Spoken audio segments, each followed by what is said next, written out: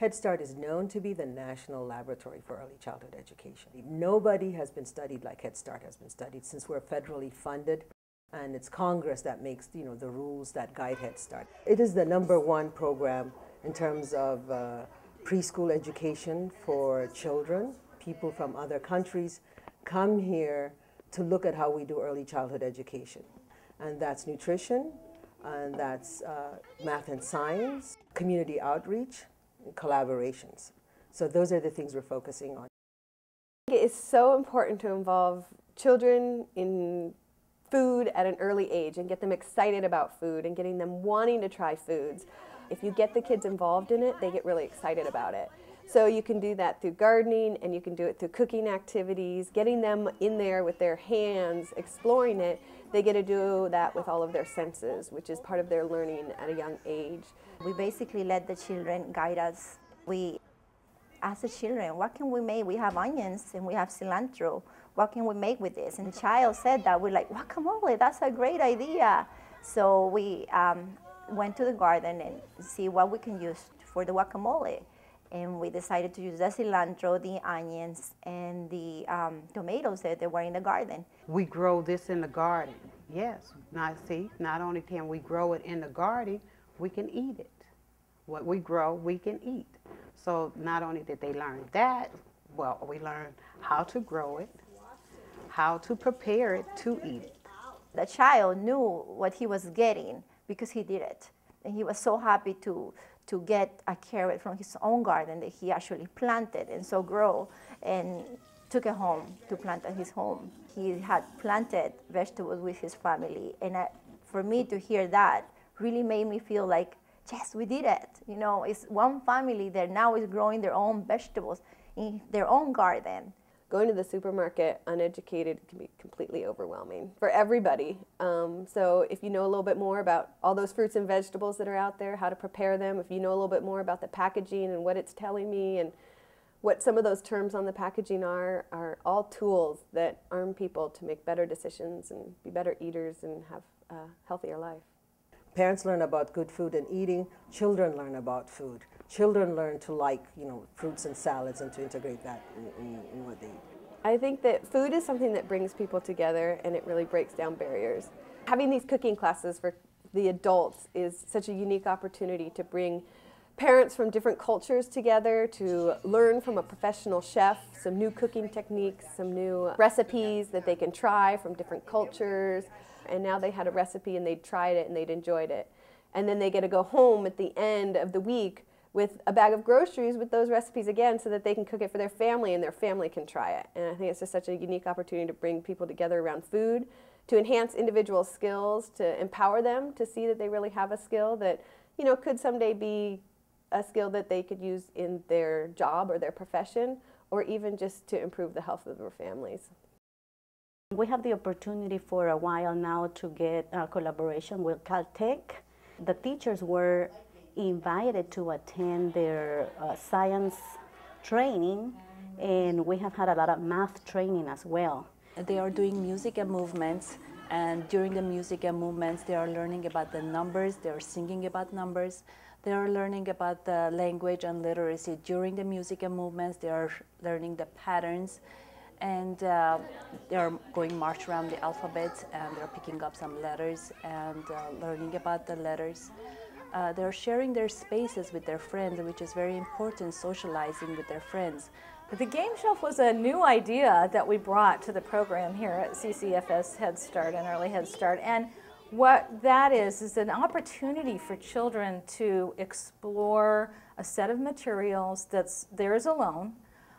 They work independently. They choose which game they want from the shelf. It's displayed on a tray, and it's really a game that can be self-correcting so that the child can explore it openly, and after repeated exposures to this set of materials over several months, the children learn to master these games. Children always want more this, more that, more time, more anything. But less is something that it takes time for them to understand. And so this game can have any type of counters, bears or anything, and we have little cards. So we're promoting literacy, we're promoting reading. They say more, less, and the same. And we'll put bears on the table, and then we'll count them, and then we'll label them. Does this one have more? And we'll put the sign more. This has less. And so it gets them to understand how to read, the concept of more and less. And we try to focus a little bit more on less because children really don't, get that until it is taught to them. Children learn math through these fun games rather than through using flashcards or worksheets. Young children need hands-on experiences. They need to be able to manipulate the materials and explore and try different things. That's where their learning comes about. Now, how the teachers come with so much knowledge, so much new things that they have learned, innovating ideas that they bring and they present to the classroom.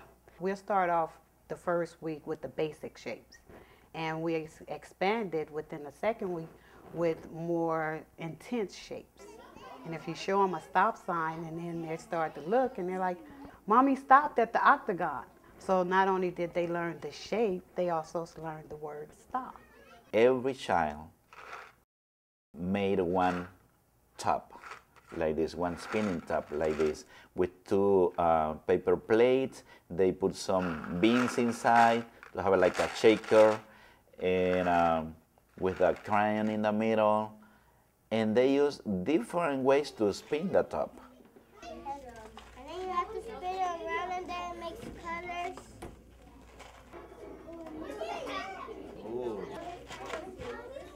I'm a firm believer that if we give them the foundation, when the numbers begin to focus on fractions and you're going into actual algorithms, if they have a sound foundation, then they'll be able to do that scary thing that everybody says is math. And math is not scary at all. It's very interesting and it can be a lot of fun. 1, 2, 3, 4, 5, 6, 7, 8, 9, 10, 11, 12, 13, 14, 15, 16.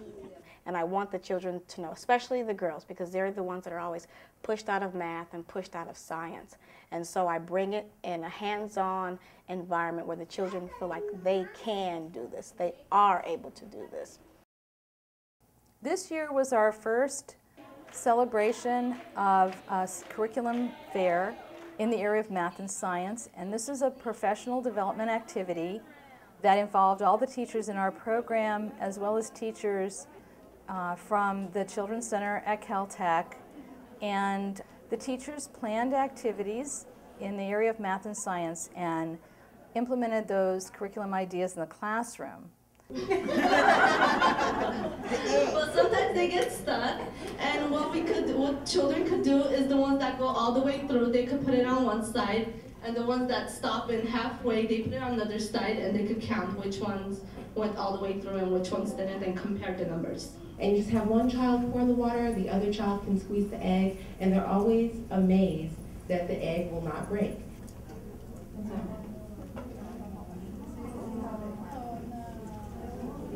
It was one of the projects that was more about the process than the product.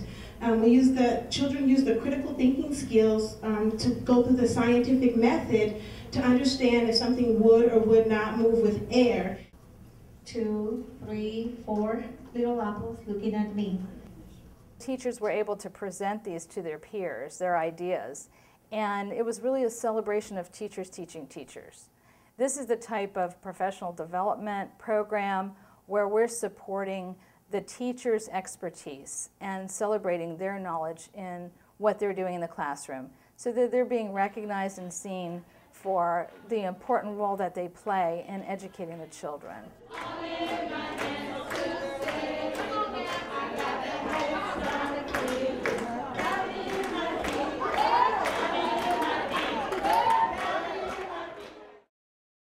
Food brings everyone together, and food has a tendency to do that. So whenever you get, people into the room and they know they're cooking, they can be frustrated, whatever the day's worries, it kind of drops because we're all going to eat together. So everyone's happy about that anyway. Each class is 15 students, and they share it with their family, and the members of that family will share it with other people. So I would say it's very, very far-reaching. Right now we've completed 3 classes, and we have 3 more classes starting, and that's 45 times 3, so about 90 families so far. Yeah, ask them to look at their recipe. So you can look at your recipe. We're going to ask you. The first step in our recipe. Sometimes you get a lot of things going on at home. So if you just tick off what ingredients you've done and where you are. LA specifically is such a huge, diverse community, and with so many different cultures interacting together, especially in the classroom, they really educate each other and are able to learn about different ingredients and cook different ways, different types of cooking techniques and methods, and they get to share those cultures with each other. So I would hope that the programs allow for that room to grow and for them to change and revise the recipes. I guess I would also hope that nutrition lessons incorporate cooking, because people tend not to see cooking and nutrition together, and so being able to bridge nutrition with the cooking can be very useful and much more practical and applicable. Carrot. She's got the carrots. We've got that under. We've done that step. Number 4.